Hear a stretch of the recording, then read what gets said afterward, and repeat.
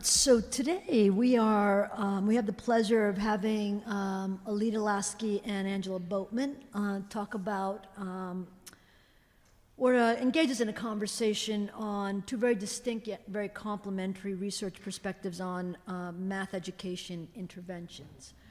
Elida's work, as many of you know, examines early childhood mathematical development through psychological lenses, whereas Angela's really approaches college-level mathematics through policy evaluation. Despite what could on the surface seem to be unrelated foci, definitely different age groups both share the common goal to identify and validate effective strategies around improving math outcomes for all of our age ranges, and especially along critical developmental stages. So without further ado, Elida and Angela are going to talk to us about this, and then I encourage us to participate in the conversation after, because we've planned time for discussion with the groups. Hey. Hi. Thank you. Thanks. Hello, friends. I'm Angela, here with Elida.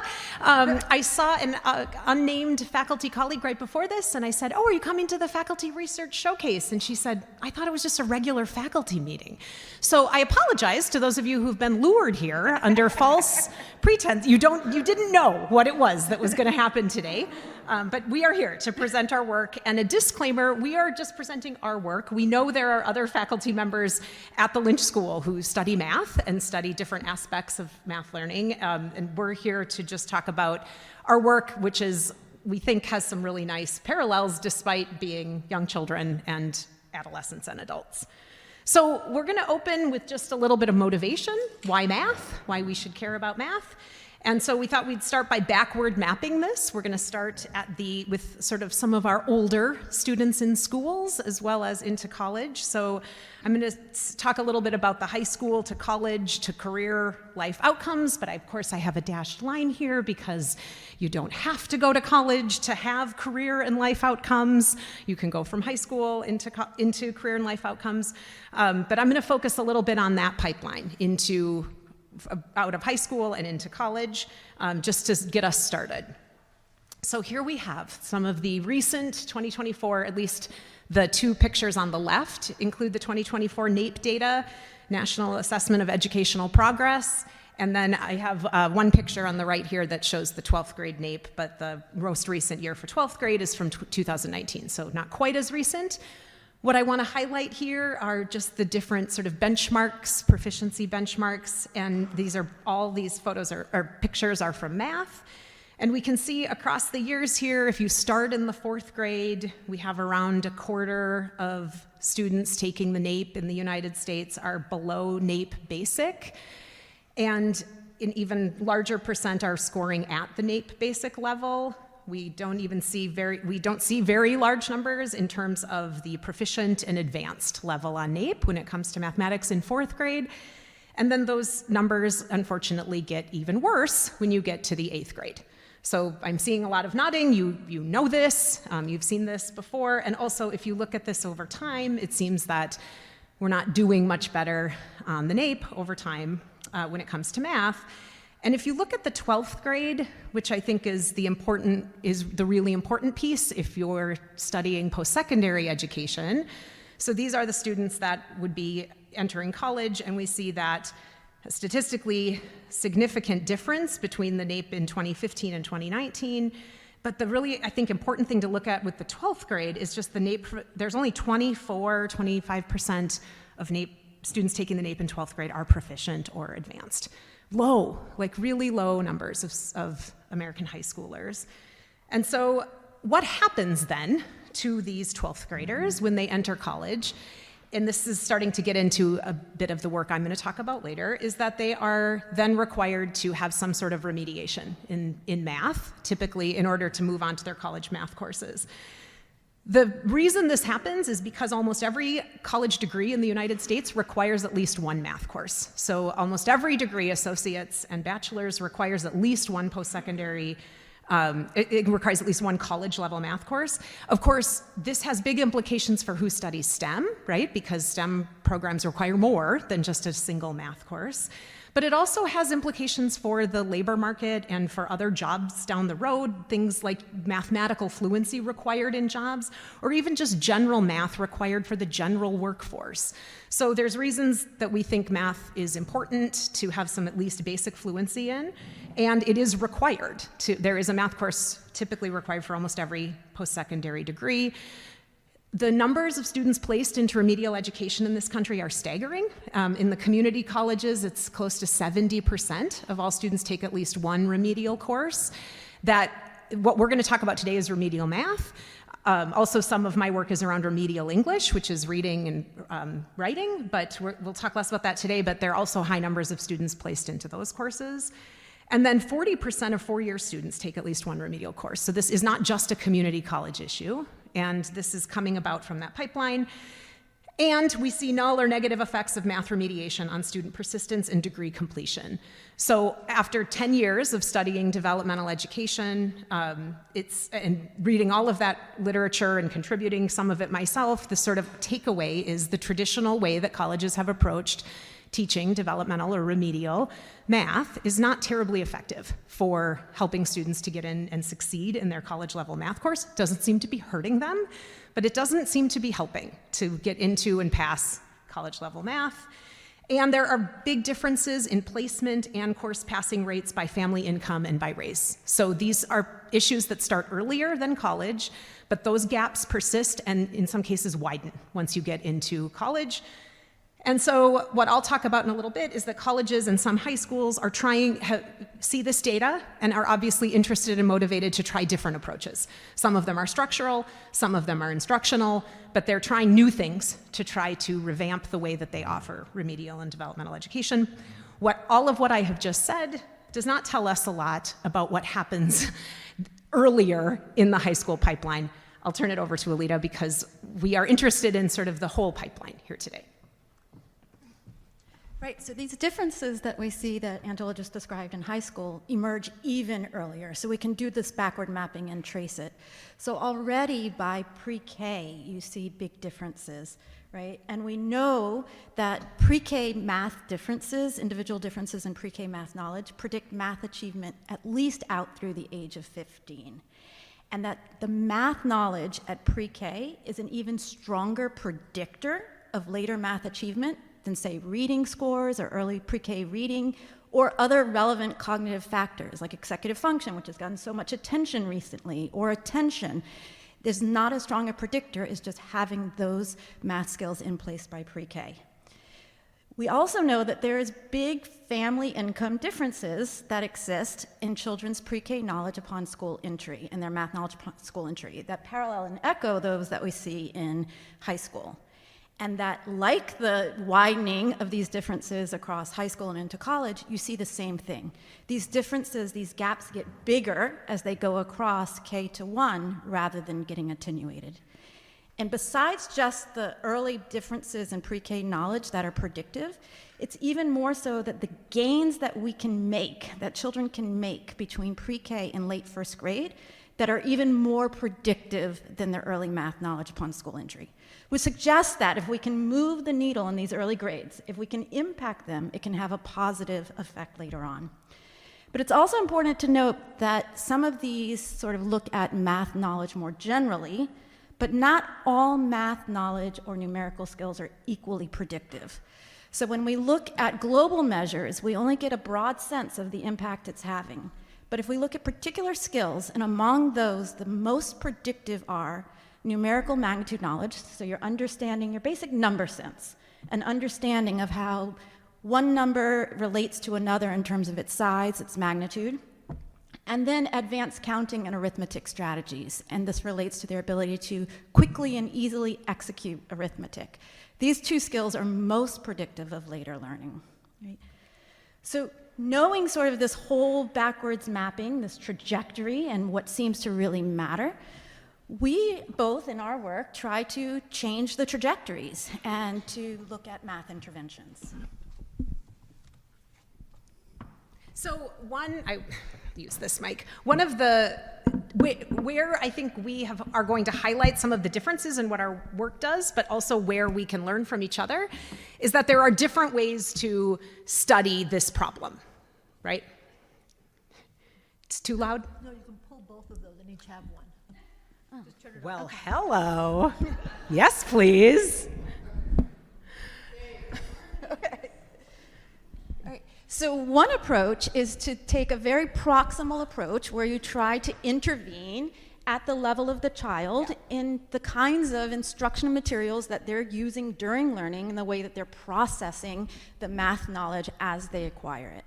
So, or you could argue a different way to address this issue is to make changes at a broader systematic institutional or system-wide level, and then study those changes, looking at cohorts before you made these changes and cohorts after, sort of traditional policy type evaluations. So rather than drilling down on the specific content of these courses, broadly, like what do the structural and instructional changes do when we look across institutions or across whole systems? Okay. Another aspect is thinking about the time points, the developmental time points. So based on this backward mapping that we shared to you, there seem to be two key areas of development where we have the opportunity to really affect change. So one is early and early childhood.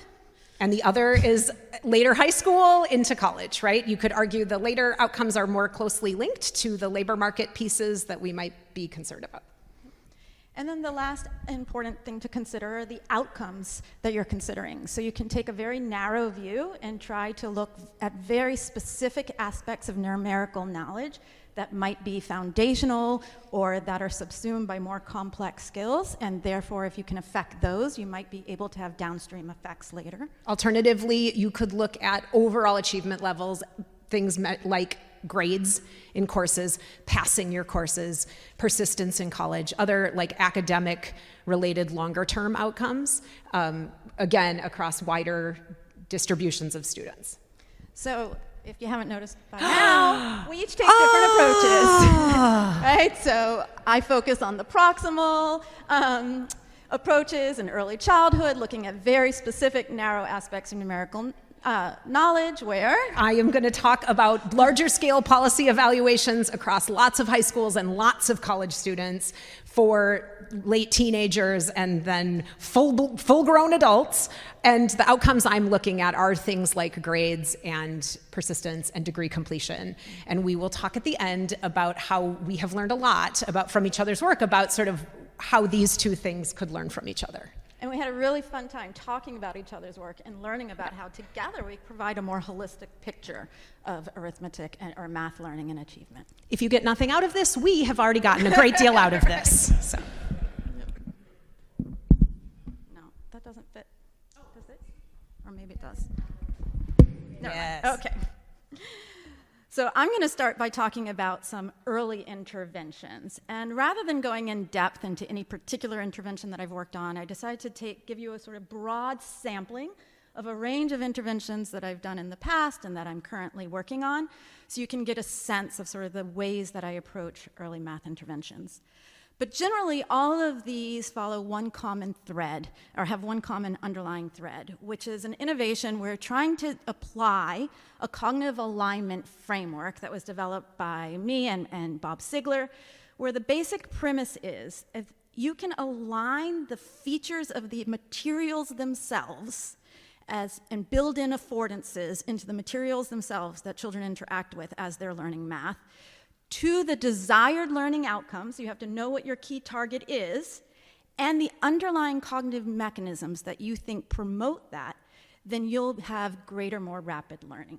Okay? So this means that there's three aspects that I try to do in my work. I try to focus on and identify the foundational math skills that are most relevant, identify key underlying learning cognitive mechanisms and find ways to facilitate those, and then I do small-scale experimental studies where I randomly assign to different conditions and try to isolate the particular effects of the features of those materials in order to see if it's having the effect on the cognitive processes that I expect. Okay? So In one example of this, I did a project trying to enhance number board games. So number board games are prevalent in classrooms and in homes, but they aren't always effective for math learning. So one thing we know, one underlying cognitive process that's important for learning any skill is encoding. And encoding is just the idea that you need to build a memory representation of what you're experiencing in order to leave a memory trace and for that knowledge to grow. So in this study, what we did was we randomly assigned children to play a 0 to 100 board game in one of two conditions. In one condition, children played the typical way, that they move their token by counting from 1. So imagine you're on 16, you spin a 2, you would count 1, 2. And you keep counting from 1 the number of squares that you're going to move your token as you go. In the second condition, they played the exact same game. Everything was identical, except the only difference was we changed the way they had to move their token. So this time, they were required to use a count-on approach. So if they spun 16 and they got a 2, or if they were on 16, they spun a 2, they had to say 16, 17. And the hypothesis was that manipulating the way they played the game in this way would force them to encode and attend to the numbers on the board game. Otherwise, they could just be playing and seeing how close they get to the top. Okay? And what we found was, compared to counting from 1, counting on led to a substantial improvement in low-income kindergartners' knowledge of numerical magnitude as based on a number line estimation task. And that was via improvements or memory of the position of the numbers on the board game. So those who played from count from 1, the typical way, learned nothing pre-test to post-test, but those who changed count on improved significantly. Currently, I'm working with some colleagues at Vanderbilt and University of Indiana in Bloomington to manipulate other features of a board game to see if it can have an effect. And so the study is designed to capture what we know about the use of a patterning lens. So being able to pick up on patterns and abstract recurrences over time has been shown to be important for generalizing learning. And so we hypothesize that if we can manipulate the visual features on this game to make the underlying numerical patterns more salient, then they will have sort of better learning of base 10 and place value, which are inherently have numerical patterns in them. So on the left side is our experimental board, where you can see that the columns and rows are all aligned to sort of highlight the base 10 structure. And on the right side is something set up more like chutes and ladders, which is typical to what children play, but it tends to obscure the recurring patterns in the number system.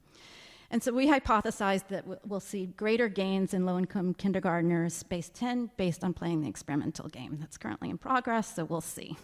Okay. Another example was trying to find ways to improve the use of arithmetic manipulatives, which are really ubiquitous in classrooms, but by thinking about how we can harness comparison. So even infants use comparison to make sense of the world. Even infants and toddlers, there's demonstrates research that when you engage in comparative processes, you're more likely to abstract sort of the more conceptual underlying piece and then being able to generalize that knowledge later. So what we did in this study was we had 3 conditions. We had a condition where children used just the frames here. So the frames are set up to demonstrate base 10. So it's like an abacus, the 1s are the green and the blue are the 10s. And they use the frames to practice a base 10 decomposition strategy, which means if you see a problem like 6 plus 9, can you break it down and say 6 plus 4 is 10 and 5 more is 15? Okay. So they either use just the frame, just tiles that were comparable in terms of their color coding, lack of visual cues, and so forth, or a third condition where they used both. Okay. There was also a fourth condition, which was a no contact control, just to make sure that we weren't just capturing change over time. Okay. And what we found was that the use of 2 parallel manipulatives, so the condition where they used both, led to slower rate of learning over the 4-week intervention, but It led to a greater generalization to novel problems and ability to do it on mental calculation. So what you see on the left side here is pre-test to post-test changes, where the no contact control learned the least, and there wasn't that great, actually the single manipulative learned most, but there was no significant difference between them. What you see on the right side is where we took those students who had mastered the strategy. So with interacting with the manipulatives, did they learn anything? Once they had learned something, were they then able to generalize it? And amongst those who mastered it with the multiple manipulatives were able to generalize it to novel problems and mental calculation far more than those who mastered it with only a single manipulative. Another example was trying to enhance arithmetic manipulatives via spatial reasoning. So we know that there is a close correlation between spatial reasoning and numerical knowledge and numerical thinking.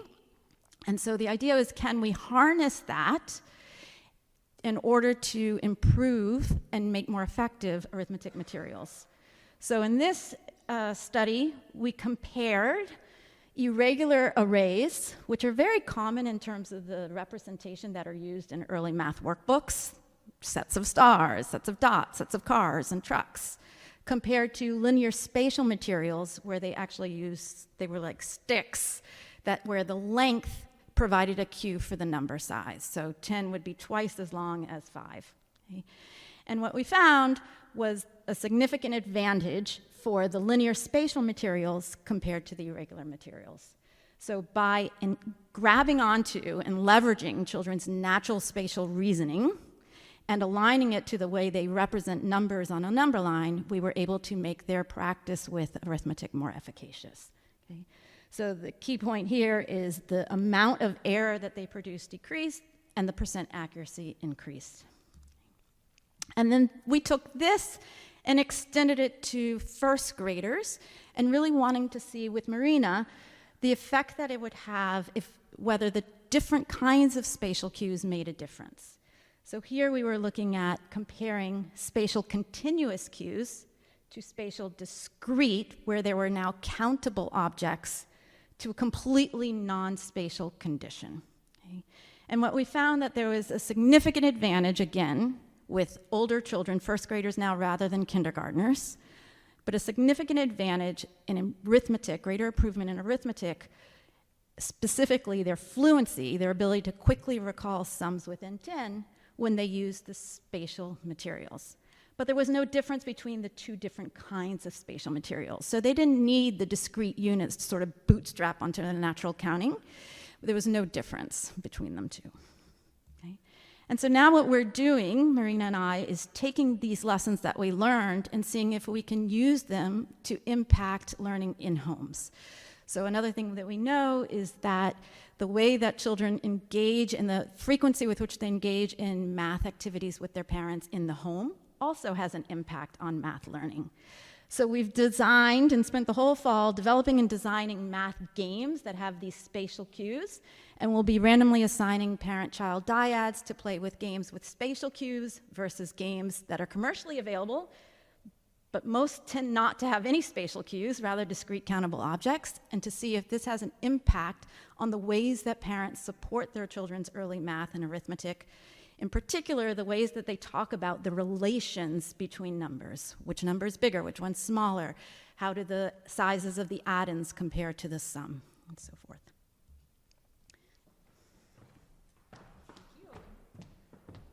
Hi-ho Cheerio, that's a throwback. So I'm going to talk about some later interventions in the developmental math space for students coming out of high school into college or adults returning to college and needing intervention in math. And to start this off, I just want to say that this research literature it's like had this massive growth in the last 10 years. And we did not actually know that much about the effectiveness of lots of different particular efforts to help students in remedial and developmental math prior to like 2005. There just wasn't lots of like really good long-term longitudinal data on the effectiveness of some of this. And so it's been exciting because I think I've seen, even since I've been researching this, that there's lots of changes that have come about as a result of research. This feels very applied and very useful because colleges are desperate to understand what is the best way to do this, to approach helping students to pass their college level math course. Some of these trends we've seen over the last 10 years, I would largely categorize into like 5 big areas. The first is to find ways to intervene before students even get to college. So these include high school level interventions, usually in partnership with a local college or some kind of statewide system, otherwise using the summer as a way to help remediate students. The second is to focus on the college readiness assessment or placement process. They had typically used standardized tests as the sole way of assessing students' readiness for college math, thinking more about this idea of multiple measures, using grades, using other indicators of students' readiness, and also being more flexible with the cutoffs for those. We've seen that in recent years. Accelerate students' progress through the courses. I'm going to share with you a few examples from Tennessee where it used to be the case that if you had really low incoming test scores into college, you could take upwards of 3 courses, developmental math courses, before you ever even could take the college level math course. It could take you 2 years before you could take and pass your college level math course. So like this notion that is way too long. Students, the other downside of developmental math is typically students pay for the course as they would any other course, but it doesn't count towards their degree credits. So having that take 2 years, you can imagine, is problematic. Developing contextualized instructional models, embedding the math learning into other courses that students are already taking and that they may be more interested in because they're aligned with their majors or interests. And then finally, the supplemental supports, a whole range of things being offered to students outside of the classroom. So I'm going to just talk about a few of these that I have myself worked on and sort of what we've learned about the effectiveness of some of these. The first was a paper that I worked on using data from Tennessee across about 10 years. And there had been some really innovative, kind of interesting things going on in the state early on. Now, some of these things are more common across states, but Tennessee was kind of an early innovator in the developmental education space. And what I looked at in this paper was a comparison across 3 different reform efforts. The first was acceleration, where all they did was take their 3 levels of developmental math. Those were basic elementary algebra and intermediate algebra, and they just combined them into a single course at some of the colleges in Tennessee. So instead of 3 courses, you just took 1 now. The second effort was something that they called modularization. So a few of the colleges experimented with that, where they combined their 3 developmental courses into 12 modules. So it wasn't just a single course, it was a set of modules.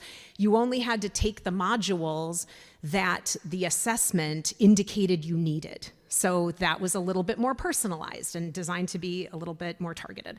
And then the final one was co-requisite. I'll talk a little more about that because this is a massive national movement, which is to eliminate developmental education and instead put students directly into their college level math course, but then they take a separate 1 or 2 credit section on the side. So it's sort of just-in-time remediation. Like you're taking the college math, what you're struggling with, you bring that to your section, and they help you work that out. So these were the 3 sort of reform efforts or interventions that I looked at in Tennessee.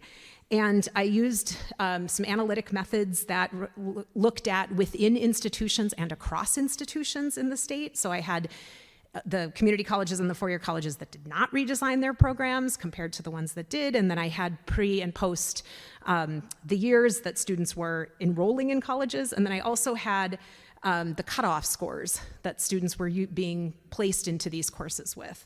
So what I found in this paper is that there were marginal significant, that really the biggest bang for the buck here was in the co-requisite remediation. And we saw I saw marginal significant effects for these accelerated courses, tiny, somewhat not so meaningful, and really no effect for the modularized courses. Other research studies have looked at similar things, and that's generally consistent. We're seeing positive effects around offering courses in a co-requisite way, and null to negative on this modularization. So even though it seems like intuitively a good idea, we're not seeing across a system and I'm not the only one to sort of find something like that. One of the key caveats here is a lot of this work was done for students who are just right around the placement cutoff, so it wasn't able to say much about the really low scoring students or the students that are, high scoring and none of these policies apply to them. So I also worked on a paper related to co-requisite courses, but it was in the technical college setting and it was from Chile. So I wondered when we started this, would I be able to translate this to like a US policy audience?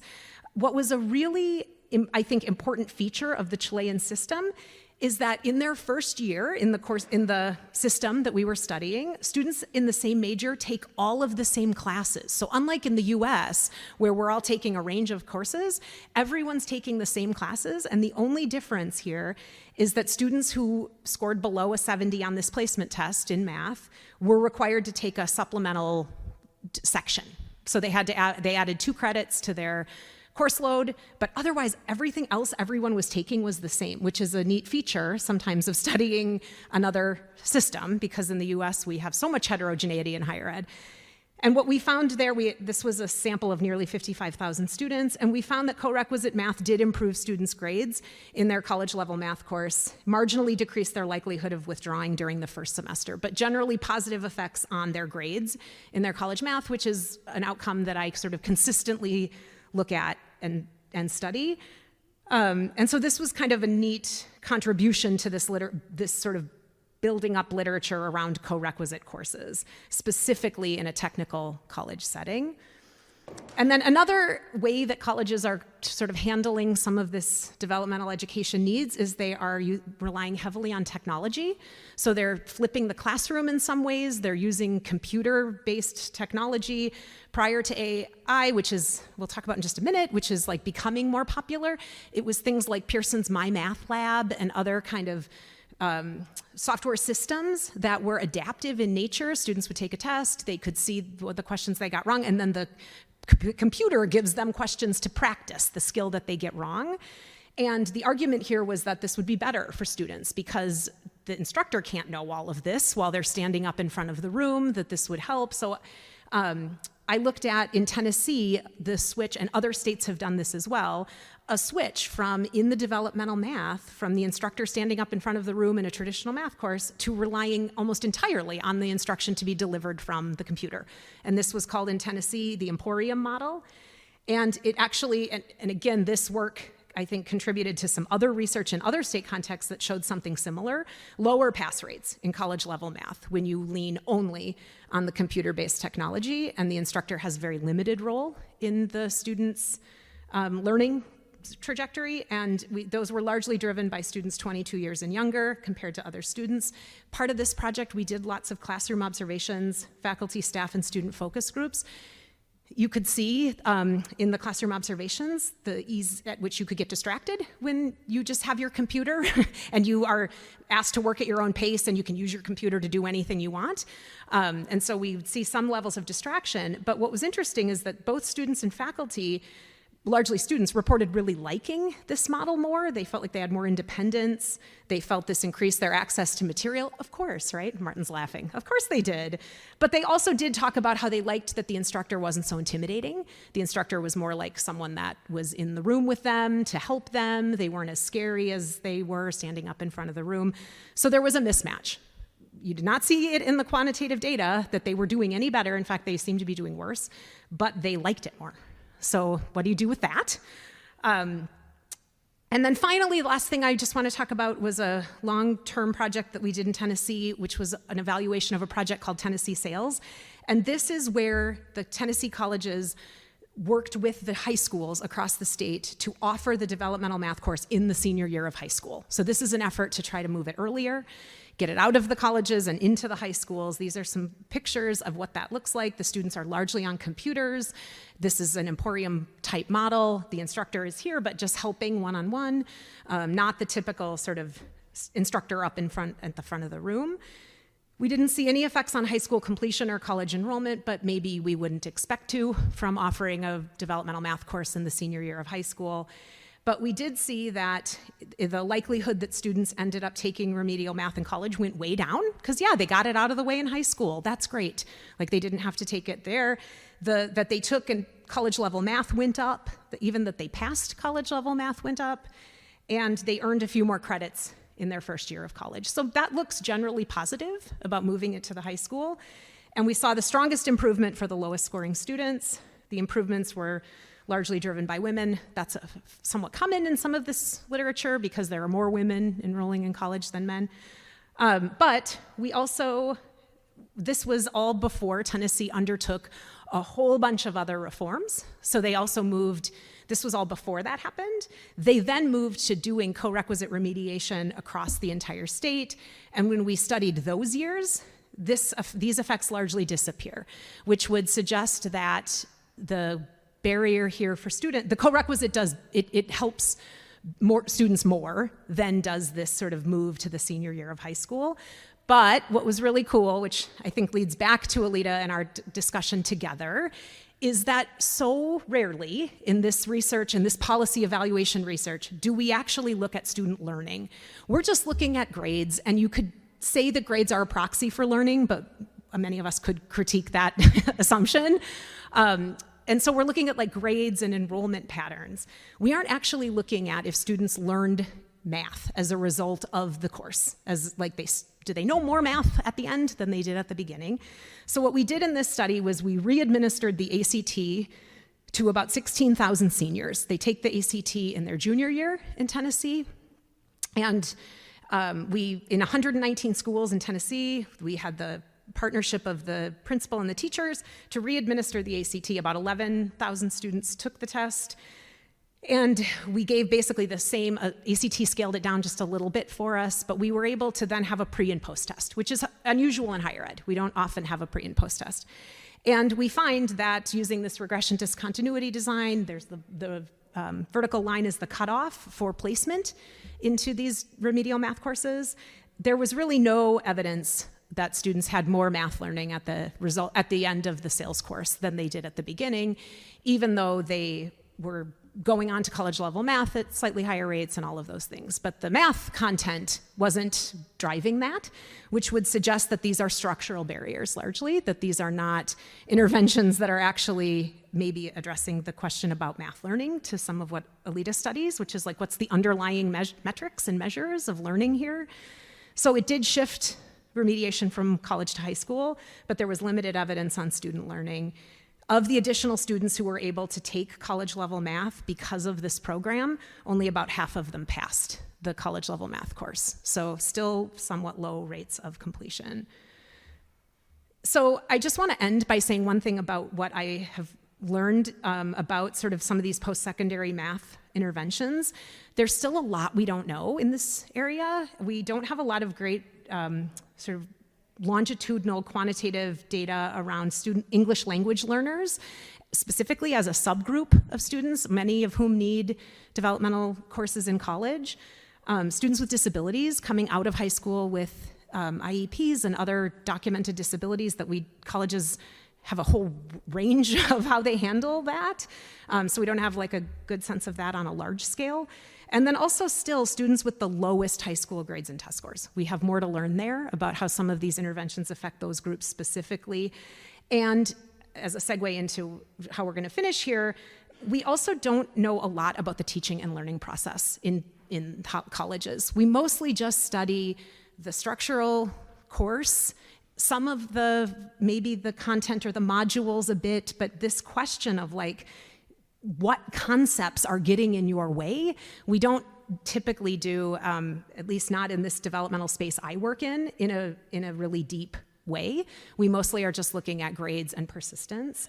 So there's lots of things, I think, to be learned about the content and like reforming the way these courses are taught, the pedagogical reforms. I want to end by talking about sort of what we learned from our conversations together and the ways that we approach thinking about math learning. So one thing we noticed was a distinction between math learning versus math achievement. And in my work, I generally assume that if I have identified the right numerical skill and the right math knowledge, and I target that and I move the needle on that, that it will have broader impacts. But I don't often include a more broad, measure of math achievement more generally, or the way that they're approaching math in the classroom outside from my intervention. So a question that Angela made me think more about was, does improvement on specific foundational skills actually lead to this broader math achievement that I'm assuming? I think mine is the exact inverse of that, right? So it was really fascinating talking with Elida about these specific randomized control trials about trying to drill down on the exact concept or mechanism that students are learning, because I am using grades, which I'm calling achievement, as a proxy for learning. But I don't actually, as even one of my prior studies said, we don't actually know that there is real learning of some of these concepts going on. So a question I've been thinking about is, does passing a math course demonstrate actual math learning and math knowledge? And another area that we got pushed each other on was the timeline for measuring outcomes. So I usually do very immediate post-test after an intervention, and I assume that there's going to be desirable downstream effects, right? But that may not always be the case. In fact, there is some evidence that fade out can occur. Of course, it can depend on which skill you're targeting. But I make these assumptions, and so I think building in more longitudinal work or thinking about the question is, does this immediate math learning that I'm seeing at post my interventions actually relate to the later academic success, like I'm assuming? And then conversely, I'm mostly studying things longitudinally, looking at a course, a college-level math course a student might take a semester later, but also years, potentially even years later. And then if you're looking at degree completion, which is a common outcome in this space, an intervention that you had 2 to 3 to 6 years ago, do we think that that's really likely to show effects all the way down the road, given all the other millions of things that go on in the college experience? So I've thought about, what do longer term outcomes reflect in terms of more immediate learning gains? Is there a way to capture some of this more immediate learning gains that might be happening, or even just immediate performance indicators, as opposed to waiting some period of time later and then saying, oh, we see this show up down the road, semesters or years down the road? So that's it for us. That's what we have.